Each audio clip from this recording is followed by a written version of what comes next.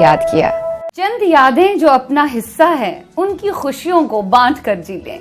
दिल ने फिर याद किया में आप सभी का तहे दिल से इस्तकबाल है। उर्दू अदब का जाना माना नाम, जिन्होंने हिंदुस्तानी सिनेमा में बहुत ही बेहतरीन और आला मुकाम हासिल किया है अपनी फिल्मों की वजह से।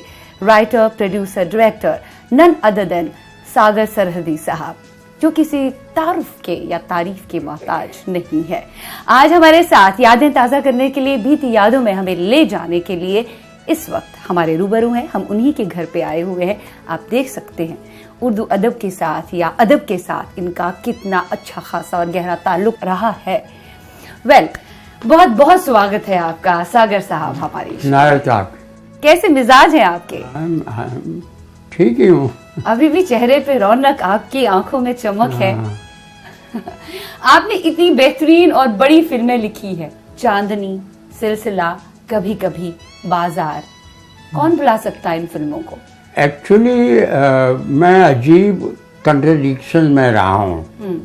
मैं बेसिकली प्ले राइट हूँ जी, लेकिन रोटी रोजी के लिए मुझे फिल्मों में जाना पड़ा कि अगर आप उर्दू में ड्रामा लिखते हैं तो आप रोजी नहीं कमा सकते हैं, बल्कि जेब से पैसे खर्च करके आप किताब छापते हैं।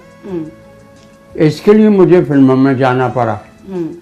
मुझे ये जो कंपल्शन है वो अच्छी भी नहीं लगती और चारा भी नहीं है। जाना भी पड़ेगा, लिखना भी पड़ेगा, क्योंकि रोटी कमाने। तो इसलिए फिल्मों में मैंने ज्वाइन किया है। फिल्मों में ज्वाइन करके उर्दू में लिखता हूँ, और कोई भाषा आती नहीं है। अंग्रेजी में पढ़ी है थोड़ी बहुत, बीए किया है जी। लेकिन एमए भी कर रहा, एमए में फेल हो गया। फेल इसलिए हुआ क्योंकि अपना काम करना, साथ में रोटी रोजी के लिए नौकरी करना, तो जो एमए के लिए कंसंट्रेशन चाहिए था वो मुझे मिला नहीं। तो बीए तो मैंने मैनेज कर लिया सेकंड क्लास में, एमए पास नहीं कर सका, फेल हो गया। अब प्रॉब्लम ये है कि रोटी रोजी के लिए मैं ड्रामे लिखता हूँ, मैं बहुत अच्छा हूँ, मैं मशहूर भी हूँ, बिल्कुल सही, रिकग्नाइज भी हुआ, ओके, लेकिन मैं रोटी नहीं कमा सका। ये बात मुझे खलती है। इतनी ज्यादा तलखी क्यों है? जिंदगी में तजुर्बे आपको बहुत ऐसे हुए हैं जिन्होंने कंपल्शन, जैसे कि था फोर्सफुली आपको अपने गांव से निकाला गया, आपने काफी जदोजहद जिंदगी में देखी है, लेकिन अभी तक वो तलखी क्यों है? उससे क्यों नहीं निकल रहे हैं आप बाहर? छोड़ दीजिए सब। आप एक झूठी जिंदगी गुजारने के लिए वो कंपल्शन क्यों छोड़ूंगा मैं? मुझे कहा गया जो चीज़ पसंद नहीं हो मुझे करनी पड़ती है, क्योंकि अगर नहीं करूँगा तो रोटी नहीं कमा सकता। फिल्मों में मुझे इसलिए ज्वाइन करना पड़ा। मैं उर्दू में लिखता हूँ और मेरी इनकम 20 रुपये महीना नहीं है, तो मैं क्या करूँगा ज़िंदगी में? मेरी सारी ज़िंदगी जो है कंट्रडिक्शन में गुजरी है कि जो मैं चाहता हूँ। मैं अपने गांव में खुश था, मैं बफा में पैदा हुआ, दरिया पहाड़, अब अपरूट होके भागना पड़ा वहाँ से।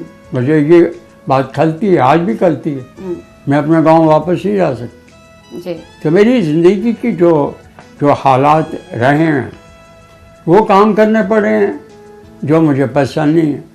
मैं उर्दू में लिखता हूँ, कमा नहीं सकता।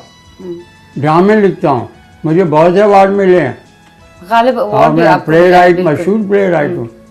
मेरा मीडिया है, मुझे अच्छा लगता है, लेकिन मैं रोटी नहीं कमा सकता। इसके लिए मुझे फिल्मों में जाना पड़ रहा। लेकिन फिल्में तो आपको बहुत पसंद थी ना? आपको बिमल रॉय, राज कपूर साहब की फिल्में देखना बहुत अच्छा लगता था। इत्तेफाक की बात है ना। अब जाहिर है अगर मैं अच्छा लिखता हूँ तो फिल्में भी अच्छा लिखूंगा। अब ये इत्तेफाक की बात है कि मेरा एक वन एक्ट प्ले स्टेज हो रहा था। मेरे भतीजे ने, रमेश तलवार ने, वो प्ले डायरेक्ट किया था इंडो पाक वार के ऊपर, और यश चोपड़ा को बुलाया था देखने के लिए। यश ने मेरा ड्रामा देखा तो बहुत मुतासिर हुए, तो उन्होंने मुझे बुलाया कि फिल्में लिखेंगे आप, और मैंने कभी कभी लिखी जी। लेकिन पॉइंट ये है कि मैं सिर्फ थिएटर करके रोटी नहीं कमा सकता। बिल्कुल सही। ये कंपल्शन थी कि मैं फिल्म लिखूं। हमने तय किया था कि हम कभी एक दूसरे के रास्ते से नहीं गुजरेंगे। गुजरेंगे तो इस तरह जैसे दो अजनबी गुजर जाते हैं। अगर मुलाकात होगी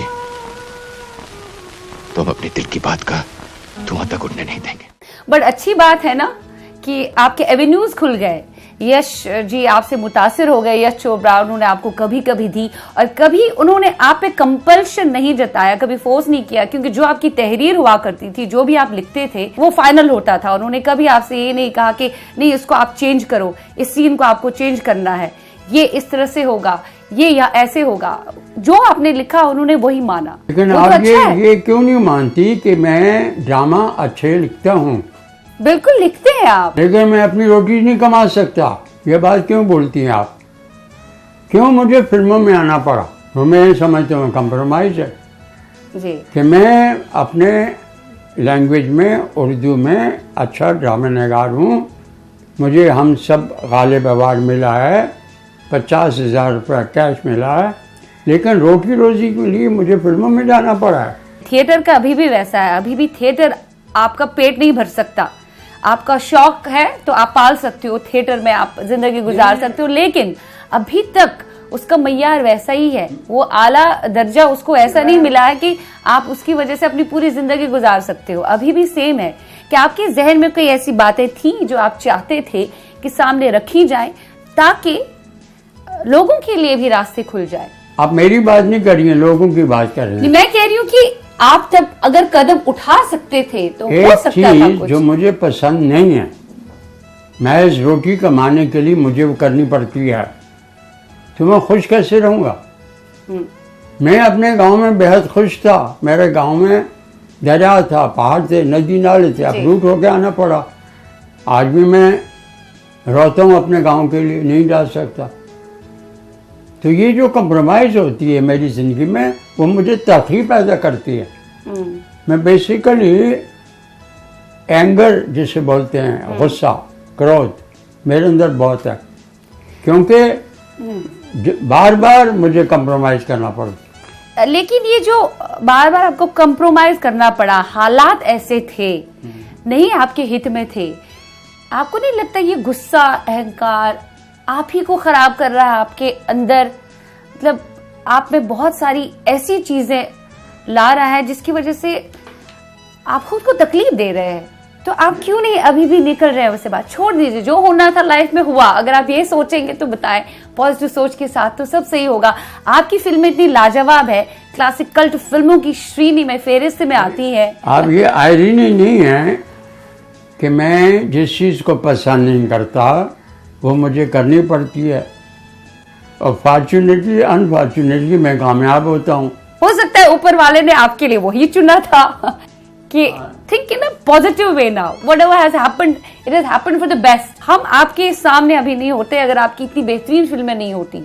सब आपको याद करते हैं, आपका नाम है, पूरी दुनिया आपको पसंद करती है आपकी फिल्मों की वजह से। अब बताइए, बाजार फिल्म को कौन भुला सकता अभी तक?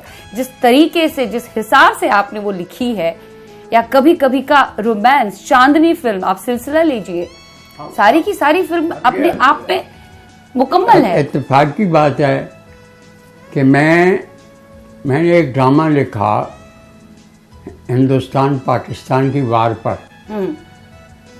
मेरे भतीजे ने, रमेश तलवार साहब ने डायरेक्ट किया जी। यश चोपड़ा को बुलाया गया कि वो ड्रामा देखें। यश जी ने मेरा वो प्ले देखा, बहुत पसंद आया, और मुझे कभी कभी आफर की। जी। अब ये जो कभी कभी लिखना है, पूरा प्रोसेस है, वो मेरे लिए नया था।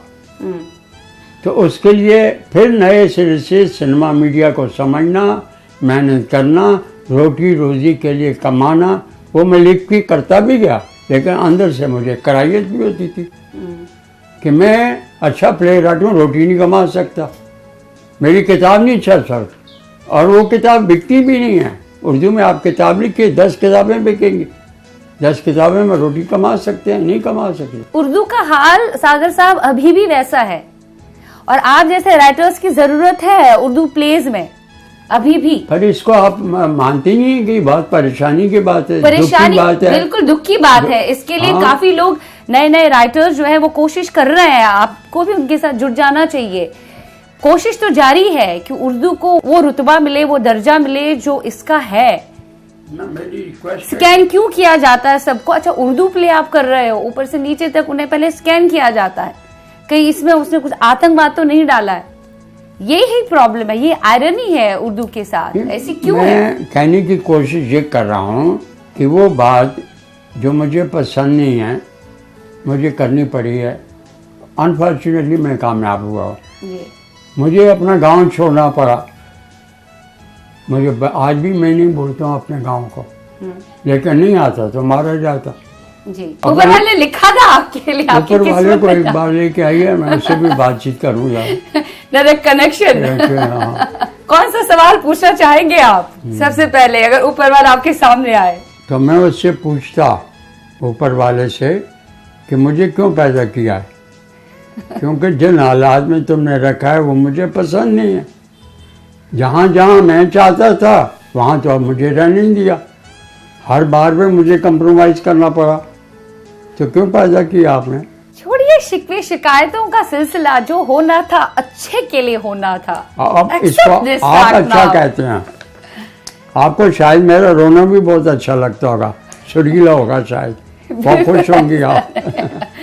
ऐसा बिल्कुल नहीं है, हालात आपको कहीं ला खड़ा करती है। कभी कभी कुछ मौके ऐसे लाइफ में आते हैं, लेकिन उसका पर्पस जो है वो पूरा करने के लिए आपको शायद उन चीजों से गुजरना होता है। ऊपर वाले ने आपको इसके लिए बनाया था, अब फाइनली आप एक्सेप्ट कर लीजिए इस बात को। हम बात करेंगे पार्टीशन की। पार्टीशन की कई सारी तल्ख यादें आपके साथ जुड़ी पार्टीशन होंगी। भी वही था, उस वक्त मैं बच्चा था। मेरा ख्याल है 8वीं जमात में पढ़ता था मैं, तो पार्टीशन हो गया। कैसे हुआ उस वक्त मुझे पता भी नहीं था, समझ भी नहीं थी, और हमें अपरूट करना पड़ा, वहाँ से भागना पड़ा, क्योंकि हमें बताया गया उस उम्र में कि अगर आप भागेंगे नहीं तो आपको मार दिया जाएगा। जी। तो मुझे ये बात भी जो है ये भी पसंद नहीं थी कि मैं अपने गांव में रहता हूँ, मुझे मेरा गांव पसंद है, मैं पढ़ाई कर रहा हूँ, और हमें कहा गया कि घर छोड़ो, ये ज़मीन छोड़ो, यहाँ से भागो, नहीं तो मार दिए जाओगे। और इस तरह हम कश्मीर के रास्ते से भाग के हिंदुस्तान में पहुँचे। अब जब घर पहुँचे, यहाँ हिंदुस्तान में पहुँचे, तो हमें टेंटों में रहना पड़ा। जी। तो ये बात भी मुझे गवारा नहीं थी, छोटी सी उम्र में। ये तो किसी को तो भी मेरा गवारा घर नहीं बार होगी। छूट गया है और मैं टेंटों में रह रहा हूँ। पानी की किल्लत, हर बात की किल्लत। 4 पैसे थे, फिर मैं ये मानता हूँ जिनके पास पैसे नहीं होते तो वो बेचारे क्या करते। हमें तो घर में मेरे वालिद ठेकेदार थे, तो 4 पैसे थे उनके पास, तो हमने दिल्ली में एक छोटा सा घर लिया और फिर से नई जिंदगी शुरू करनी पड़ी। तो ये जो चेंज ओवर है अंदर से, मेरे अंदर एक वो खालिश छोड़ती है, परेशानी बस जाती है मेरे अंदर कि चीज़ें कंपल्सन है मुझ पे।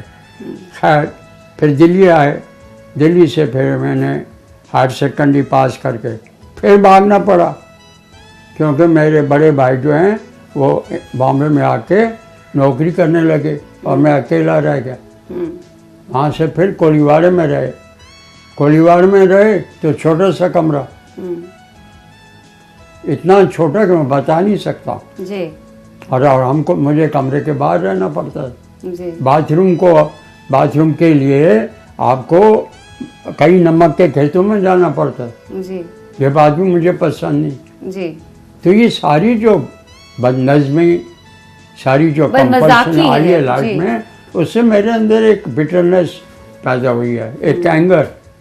तो मेरे वो एंगर जो है मैं जा नहीं रहा, अच्छा लिख कर या मजाक उड़ा कर या कंप्रोमाइज करके गुजारा कर रहा हूँ।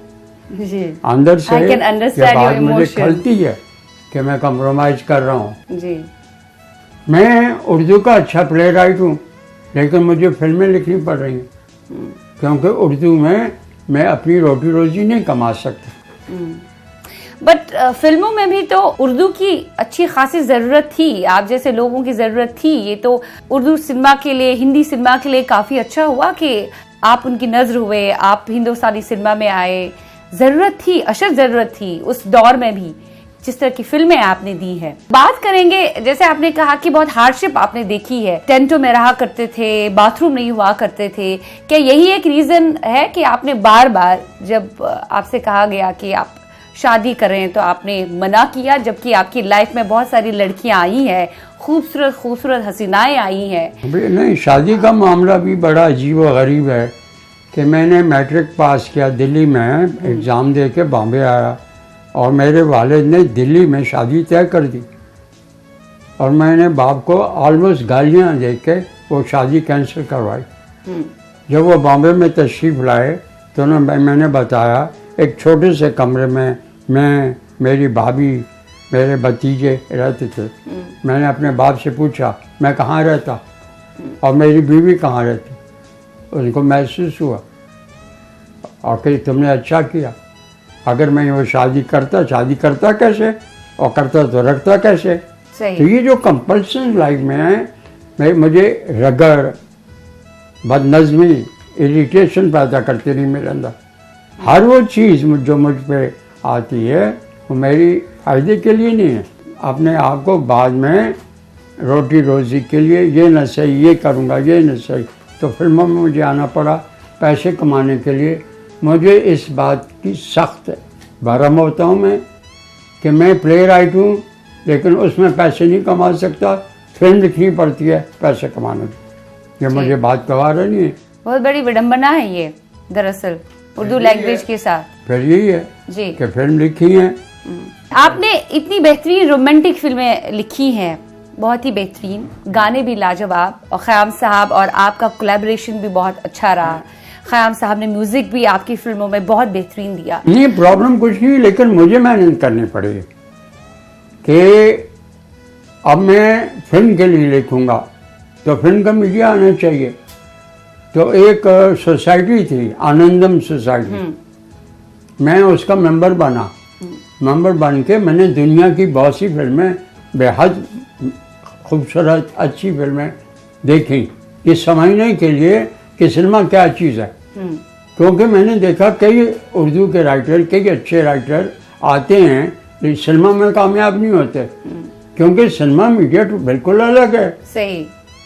जो ड्रामा का जो एक ज़िंदगी, एक आर्ट है, स्टैटिक है। सिनेमा विजुअल का सिनेमा है, डायलॉग की ज़रूरत नहीं है यहाँ। तो कई आए बेचारे डायलॉग लिख के लेकिन कामयाब नहीं हो सके। अब मैंने उसको सीखा, मैंने एक सोसाइटी का मेंबर बना, दुनिया के सारी जितनी फिल्में थी मैंने देखी और ये बात समझी कि ये डायलॉग का मीडिया नहीं है, ये विजुअल का मीडिया है। इसलिए जब मैंने कभी कभी या सिलसिला फिल्में लिखी तो मैं कामयाब रहा। इस हार्डशिप ने आपको काफी कुछ सिखाया भी है, एक तरह के बहुत बड़े अदीब बन गए। हर तरह की नॉलेज, जखीरा है आपके अंदर, खजाना है हर एक चीज का। सो ये एक चीज आप में अच्छी तो आ गई, ये तो बहुत बड़ी बात है अपने आप में, उपलब्धि है एक इंसान की। हार्डशिप से गुजर के आप आते हो, भले ही आपको वो चीज पसंद नहीं है, फिर भी आप उसमें बहुत सक्सेसफुल, कामयाब होते हो और आपकी मिसाल दी जाती है हर तरह से। तो काफी अच्छा है ना ये। सागर साहब, अभी थोड़ा ब्रेक लेना पड़ेगा हमें, छोटा सा वक्फा। हम मिलते हैं इस वक्फे के पार। आप देखते रहिए अपना चहेता प्रोग्राम दिल ने फिर याद किया। दिल ने फिर याद किया में आपका तहे दिल से खैर मकदम है इस वक्फे के पार।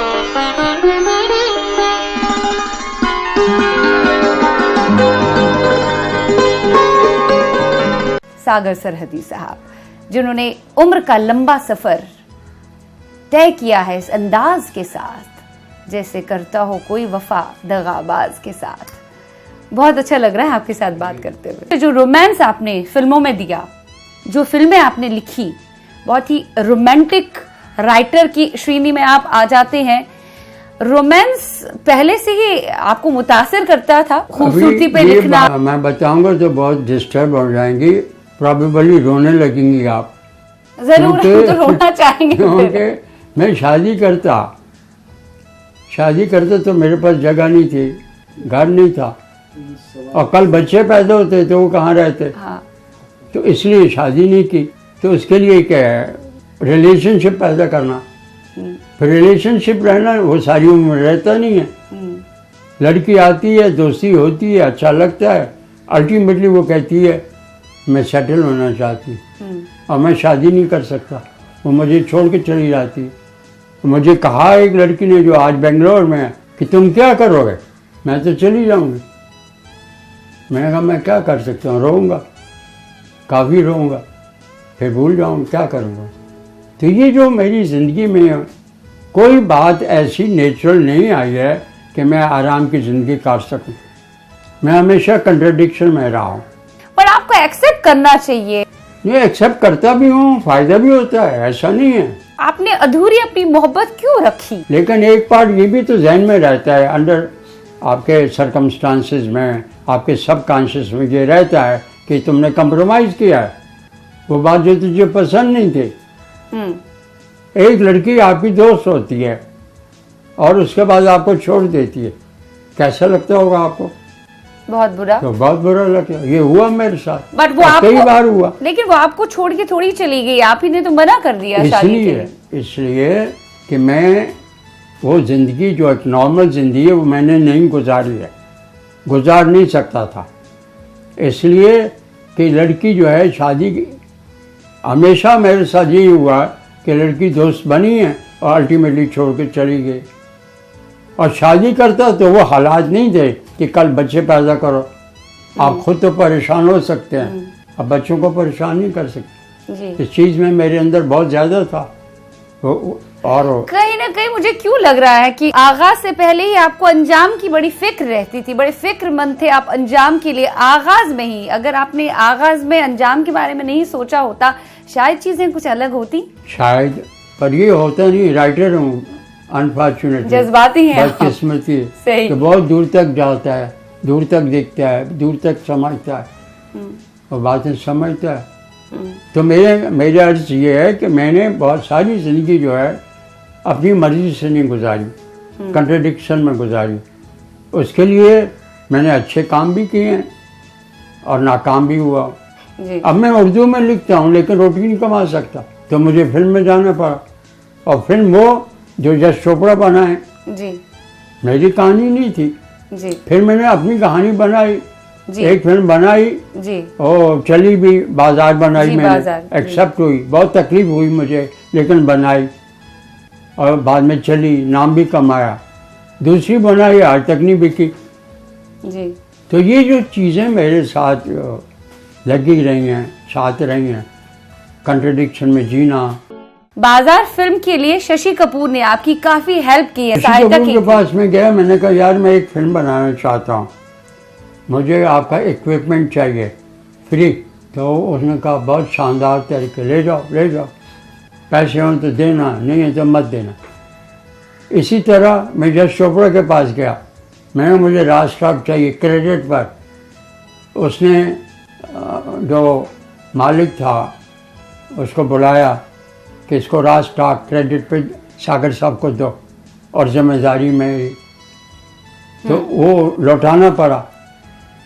यश अपना शशि कपूर का पैसा भी बाद में मैंने पैसे कमाए तो मैंने वापस कर दिए, लौटाए आपने? लौटाए मैंने। बड़ी तो अच्छी बात है। बात है कि पिक्चर चल गई। जी। उसके बाद बहुत खुश था, दूसरी फिल्म बनाई जो आज तक नहीं बिकी। तो ये चीज़ें जो मेरे साथ रहती, मैं समझता हूँ मैंने अच्छी फिल्म बनाई अपने सोच के हिसाब से। फिल्म सिलसिला, चांदनी, कभी कभी, तीनों यादगार फिल्में तस्वीर की जाती हैं। इनमें से कौन सी फिल्म आपके दिल के बड़े करीब है? ये कहना बहुत मुश्किल है कि आप जो काम करते हैं उसको अलहदगी से देखें। ये दूसरी बात है कि कभी कभी ज़्यादा कामयाब रह गए, लोगों को बहुत पसंद है, लेकिन आपको सुनकर शायद रोना आएगा कि वही पिक्चर कभी कभी जब हमारे फाइनेंसर ने देखी, उन्होंने कहा पूरी पिक्चर को रद्द करो, कैंसिल करो, क्योंकि डायलॉग बुकिश हैं और ये फिल्म जो है एक दिन नहीं चलेगी आपकी। ये हमारे फाइनेंसर ने मेरे प्रोड्यूसर यश चोपड़ा को बोला, जी।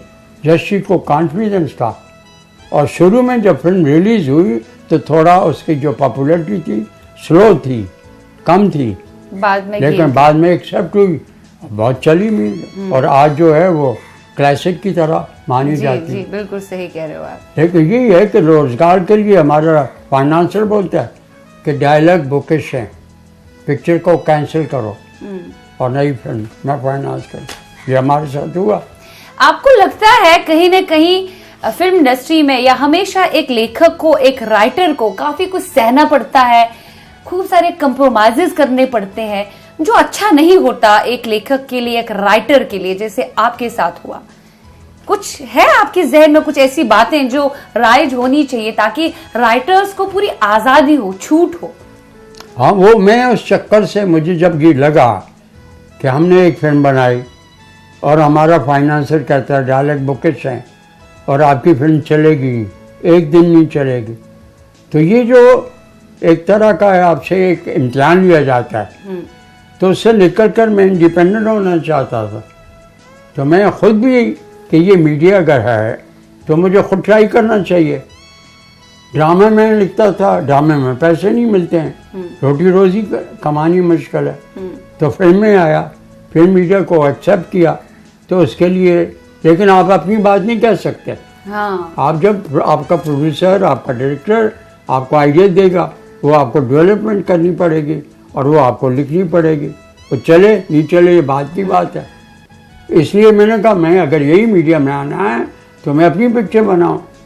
तो मैंने बाजार बनाई, बाजार बना के मैंने 10 आदमियों को दिखाई जी। और 10 आदमियों की राय थे ये फिल्म अव्वल तो बिल्कुल बनी है, चलेगी नहीं, एक दिन नहीं चलेगी। ओके। एक आदमी दिल्ली से आया था, उसने फिल्म देखी और फिल्म देख बोला मैं रिलीज करूंगा और फिल्म की जुबली होगी और आप आके हाथ चढ़ाएंगे। उस आदमी ने कामयाबी से फिल्म रिलीज की, फिल्म की जुबली हुई और मैंने जाकर हार पहनाया। क्या बात है। हाँ, तो ये लेकिन ये बार बार तो ऐसा नहीं हो सकता ना जी। आपके जहन में कुछ तो बातें होंगी जो आप सामने रखना चाहते हैं कि भाई ये चेंजेस हमारी फिल्म इंडस्ट्री में होनी चाहिए ताकि अच्छी फिल्मों को देखा जाए, अच्छे नजरिए से उनको तोला जाए। सो कुछ तो चीजें होंगी, क्या इसके लिए होना चाहिए? आपका जहन क्या कह रहा है? सिस्टम में चेंज लाने के लिए कुछ तो आपके जहन में होगा कि सिस्टम में परिवर्तन कैसे आए, बदलाव कैसे आए, चेंज कैसे आए। किसी को तो पहल करनी पड़ेगी ना इसके लिए, क्योंकि आज इतनी फिल्में बनती है, इतनी फिल्में रिलीज होती है, लेकिन चलती कहाँ है? नहीं, मैं मानता हूँ कि जब बाहर की फिल्म आप लिखते हैं तो सारी जिम्मेदारी, पैसे की जिम्मेदारी उस प्रोड्यूसर पे होती है। आप लिखते हैं, मैंने लिखा कभी कभी सिलसिला चांदनी, यश चोपड़ा की फिल्में थी, मेरी नहीं थी। उन्होंने उनकी कहानी पसंद थी और मैंने डायलॉग लिखे और पसंद किए गए। लेकिन जब आप खुद बनाते हैं तो एक्सपेरिमेंट करना चाहेंगे, नई बात के लिए करना पड़ेगा, जरूर। नहीं तो आप अटक जाएंगे, आपको अपने आप से शायद नफरत हो जाएगी। सही। कि हर बार एक ही चीज़, हर बार एक ही चीज़, तो इसलिए आप नहीं बनाएंगे। नहीं जब बनाएंगे वो लोग एक्सेप्ट करते हैं या नहीं करते, ये उन पर डिपेंड करता है। मेरे साथ यही हुआ, कभी कभी सिलसिला लिखने के बाद मैंने बाजार बनाई, लोगों ने बोला ये पिक्चर बिकेगी नहीं, लेकिन बाद में बिकी और कामयाब हुई। उसके बाद मैंने चौसर बनाए जो अभी तक नहीं बिके। हो सकता है वक्त आ जाए, देर लगती है, देर आए दुरुस्त आए, हो सकता है वो बिके आपकी फिल्म। अब लोगों को कंटेंट की तलाश है, लोग जानना चाहते हैं कि अच्छे अच्छे सब्जेक्ट वाले, कंटेंट वाली फिल्में हमें चाहिए, तो आप थोड़ा सा और इंतजार, थोड़ा सा और इंतजार, सब कुछ सही होगा। पड़ेगी जिंदगी को एक्सटेंड करने की। एक जिंदगी गुजार रहे हैं, शायद एक और जिंदगी मांगनी पड़ेगी जो मुमकिन नहीं है। इसलिए मेरी फिल्म जो दूसरी फिल्म है बिकी नहीं है और मैं खुश नहीं हूँ अपने आप से कि शायद मुझसे गलती हो गई है। और दूसरी बात ये है, जो हालात हैं आज आपको शायद पता होगा, आपके पास मोबाइल सामने रखा हुआ है, हर आदमी, हर लड़की के पास मोबाइल है और सिनेमा वो नहीं रहा है, लोग सिनेमा देखते नहीं है, ये डिब्बा हाथ में लेके चलते हैं। डिजिटाइज हो गया सब। हाँ, आपको इस बात को सोच के समझ के शायद बेहद गम होगा कि सिनेमा वो नहीं रहा है। वो सिनेमा जब हम शुरुआत में थे, लिखते थे, हर फिल्म चलती थी, 3 तरह की फिल्में होती थी, राज कपूर साहब फिल्में बनाते थे, बी आर चोपड़ा, यश चोपड़ा। उसके बाद पहले सिनेमा होता था जी, स्मिता पाटिल के सिनेमा होता था। उसके बाद सी क्लास फिल्म तलवारबाजी कर, और तीनों किस्म की फिल्में चलती थी। आज बिल्कुल वो सही कह रहे जमाना हैं। नहीं है। जरूर दौर आएगा ऐसा कि लोग उसकी तरफ थोड़ा केंद्रित हो रहे हैं, लोगों को कंटेंट तो चाहिए। आप अपने जहन को आजाद रखिए अब इन चीजों से। मुझे लगता है आप सही अपने होगा आप से सब। बहुत खुश हैं, इसलिए मुस्कुराती भी हैं, अच्छी बात भी करती हैं। जो भी आपको मिलता है उसको एक्सेप्ट करना चाहिए, जैसा भी हो। मेरे जैसा आदमी, गरीब आदमी पैसे लगाता है, घर बार, मेरा एक फ्लैट बिक गया, वो फ्लैट बिक गया, वापस नहीं आया, पैसे वापस नहीं आए, दूसरा फ्लैट खरीदा, वो भी बिक गया, मेरे पास नहीं है, रहने को जगह नहीं। आप बोल रही हैं फिल्म बनाओ। माशाल्लाह, अच्छे रह रहे, आप खुश है, अभी भी आपके अंदर वो रोमांटिसिज्म है, बरकरार है वो सभी। कैसे कह सकती मैं खुश हूँ? मैं देख सकती हंसा हूँ इसलिए। आपकी आंखों में दिख रहा है अभी ओह, मुझे वो। ओह। अच्छा, रोमांस की हम बात करें, आपको क्या लगता है कि आपने जो फिल्में लिखी उसमें रोमांस का मय्यार जो है, मोहब्बत का मय्यार काफी ऊंचा था, आला था, अब वो मय्यार नहीं रहा। दैट इज द रीजन शायद आजकल की फिल्में आपको उतनी मुतासिर नहीं करती हैं। मोहब्बत के बारे में पहले अर्ज करूं, क्योंकि मैंने शादी नहीं की है तो मोहब्बत बाकी रही है, इसलिए लड़की आपकी दोस्त बनती है, साल 2 साल 4 साल मर्जी से रहती है, और आप वो ज़िंदगी जो जीते हैं वो सारी उम्र नहीं भूल सकते, उसके बाद वो चली जाती है सेटल होने के। तो वो फिल्में रोमांटिक डायलॉग जो हैं मेरी ज़िंदगी में इसलिए रहे हैं कि मैं हद अच्छी खूबसूरत लड़कियों से मेरी दोस्ती रही है, आशनाई रही है, और गम इसलिए कि छोड़ के चली गई, तो मैं गम भी अच्छा लिखता हूँ। हाँ, रोमांस भी अच्छा लिखते हैं। मुझे इसी बात पे याद आ गया बाजार फिल्म का वो गाना, जब एक दूसरे से आखिरी बार वो मिलते हैं, उसके बाद वो सुसाइड करती है, शादी नहीं हो पाती है उनकी। आपको याद आ रहा है वो सीन? है, बाजार के बारे में यही था कि अभी सारी फिल्में रोमांटिक फिल्में यश चोपड़ा मुझसे लिखवाते थे, तो एक रियलिटी मुझे लग रहा था कि मैं वो ज़िंदगी नहीं जी रहा हूँ, वो मैं लिख रहा हूँ, जीने की कोशिश भी नहीं कर रहा हूँ। तो मैं अपनी फिल्म, अपनी परेशानी को लेके उस पर फिल्म लिखूँ। तो ये आपकी जिंदगी के साथ जो हुआ वो सारी बातें आपने बाजार फिल्म में डाली है, कहीं ना कहीं आपकी जिंदगी के साथ भी ऐसा हुआ। आप जब आलू ज्यादा खा जाए तो शक्ल आलू जैसी हो जाती है, तो वो जो परेशानियां मैंने लाइफ में देखी तो वो आई है, वाकई ठीक कह रही हैं आप। सागर साहब, वक्त हुआ चाहता है एक और ब्रेक का, हमारी गुफ्तगू जारी रहेगी बीती यादों में, और आप हमें लेके जाएंगे और अपना जो फलसफा है जिंदगी का, जो तल्ख तजुर्बा है जिंदगी का, उसके बारे में और बयानी करेंगे, लेकिन right after the short break. Iqbal है आज हमारे साथ जुड़े हैं, हिंदुस्तानी सिनेमा का, इनफैक्ट अगर मैं ये कहूँ उर्दू अदब का जाना माना नाम, सागर सरहदी साहब। जैसे आप ही का एक बार मैंने स्टेटमेंट पढ़ा है जिसमें आपने लिखा था कि मैं कभी कभी ऊब जाता था, कितना रोमांस के बारे में लिखा जाए, कितना किसी की आंखों के बारे में लिखा जाए, कितना किसी की खूबसूरती के बारे में लिखा जाए। इसीलिए मेरा ये फंडा रहता था कि कहीं ना कहीं रियलिस्टिक फिल्में मैं बनाऊं। क्योंकि यश जी एक तरह की फिल्में बनाते थे, कभी कभी सिलसिला में भी वही है, चांदनी में भी, कहते हैं छोड़ के चली गई, अधूरी मोहब्बत जिसकी रहती है वो रोमांस उसके साथ हमेशा चिपक के रहता है। एक दो बच्चे पैदा होते हैं, शायद रोमांस गायब हो जाता सही है। तो रोमांस बाकी अब तक मैनेज हो रहा है, दुकानदारी चल रही है। अच्छी बात है। क्योंकि जिंदगी से आपको कई सारे तल्ख तजुर्बे मिले हैं और हिंदुस्तानी सिनेमा से भी कई सारे सवालात आपके होंगे, जहन में रचे बसे होंगे। आप हमेशा चाहते होंगे उन सवालात को मैं सामने लाऊं या मैं पूछूं फिल्म मेकर से। आजकल का जो सिनेमा का दौर है उसको मद्देनजर रखते हुए किस तरह के सवालात जहन में हैं जो फिल्म मेकर से आप पूछना चाहते हैं? मैं समझता हूँ ये जो ज़माना जो नया है ना, आपको सुनकर बहुत दुख होगा कि वो सिनेमा रहा ही नहीं है इस मुल्क कि जब से ये मोबाइल शौकाल डिब्बा आपके पास भी है, हर वक्त जो लड़के लड़कियाँ जो है ना, उनको उनकी ज़रूरत जो है वो सिर्फ डिब्बे तक है। वो गाने सुन सकती हैं, वो फिल्में देख सकती हैं, तो आपको सुन के बहुत दुख है कि सिनेमा इस मुल्क में नहीं रहा है अभी, बेहद कम हो गया है। तो वो जो अंदर से हम खौफजदा हैं कि हर लड़के लड़की को, लड़कियों में ख़ास तौर पर, वो अगर रास्ता काट रही हों, सड़क पार कर रही हों, तो भी इस मोबाइल को देखती हुई जाएंगे, बिना उनके नहीं रह सकती। और एक और कौम पैदा हुई है, टपोरी, सिर्फ इसलिए उनके हाथ में, मुंह में तंबाकू होता है और हाथ में मोबाइल होता है, सारी जिंदगी काट देंगे वो, सिनेमा नहीं देखेंगे। सही है, वैसे भी मोबाइल ज्यादा इस्तेमाल करना अच्छा नहीं है, तो उसकी वजह से सिनेमा कम होता है। लेकिन वक्त बदल भी रहा है ना, अब सब कुछ मोबाइल के अंदर है, लेकिन डिजिटाइज होने की वजह से भी हम ये कह सकते हैं कि सिनेमा पे काफी असर पड़ा है, अच्छी सिनेमा पे असर पड़ा है, आपके कहने का मतलब ये है। लेकिन वक्त के साथ बदलना भी तो जरूरी होता है। बात ये है कि मेरे जैसा आदमी जो कभी कभी सिलसिला चांदनी लिखता है, बाजार बनाता है, वो इस डिब्बे के साथ क्या करेगा? उसके लिए तो प्रॉब्लम होगी।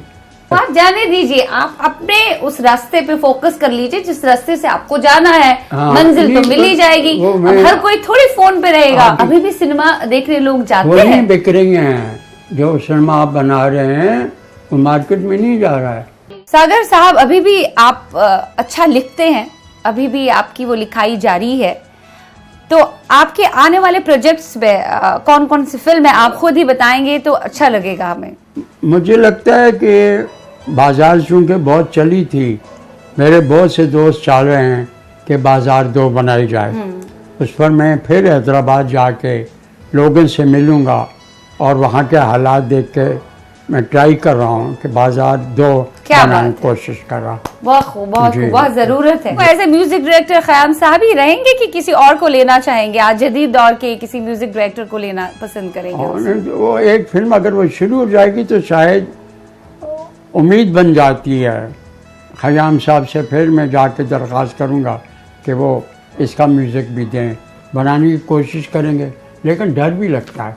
डरने की कोई जरूरत नहीं है। आप जैसे लोग जब तक हैं जहां में हिंदुस्तानी सिनेमा में है, तब तक तो अच्छी अच्छी फिल्में रहेंगी, राइज ही रहेंगी और हर कोई जाएगा। आप बहुत अच्छी हैं, हमेशा अच्छी बात सोचती हैं और बहुत अच्छे माइंड की हैं, प्रोग्रेसिव माइंड की हैं। बहुत बहुत शुक्रिया। वरना हमें तो डर लगता है हर बात से। डरना नहीं चाहिए, पॉजिटिव रहकर आगे बढ़ना चाहिए। ठीक कह रही हैं आप। सागर साहब, अभी भी आप एक फिल्म लिख रहे हैं जो थोड़ी हिस्टोरिकल है, बताना चाहेंगे उसके बारे में? हाँ, बहुत मेरे लिए तो मेरा ख्याल है ज़िंदगी की बेहतरीन फिल्म होगी। बहुत आइडियल किस्म की फिल्म कि किसी अंग्रेज़ों के ख़िलाफ़ एक औरत थी जो गाना बजाना जानती, अजीज़न नाम था उनका। जी जी जी।